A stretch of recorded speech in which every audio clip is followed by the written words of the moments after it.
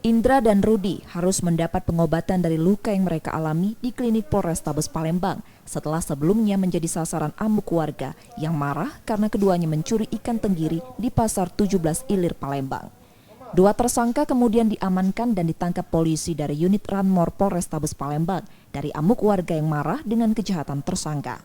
Usai mendapat perawatan, kedua pelaku kemudian dibawa ke ruang pemeriksaan Polrestabes Palembang untuk dimintai keterangan dari aksi mereka tersebut. Polisi menerangkan cara tersangka mencuri ikan dilakukan saat pemilik ikan yang sedang memilih ikan yang akan dijual dan dikumpulkan dalam satu tempat, dibawa kabur tersangka dengan lebih dulu mengamati aktivitas korbannya. Jadi kronologisnya korban itu membeli dulu ikan di pasar induk, ditaruh dulu di pinggir jalan di TKP buat dia jualan. Dia mau ngambil lagi stok ikan.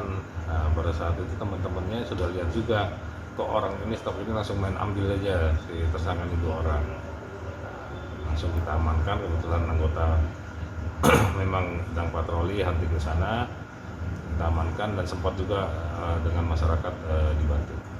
Bang, sempat terjadi kejar-kejaran berarti Bang dengan anggotanya? Sempat terjadi kejar-kejaran, tapi alhamdulillah kita sudah berhasil mengamankan dan dia kita bawa ke sini dalam keadaan sehat. Bang, pasal yang dikenakan mungkin Bang? Untuk pasal kita kenakan 363 ya, 363. Bersama tersangka ikut disita 20 kg ikan tenggiri yang kemudian dijadikan barang bukti. Yudi Kiswanto, Kompas TV, Palembang.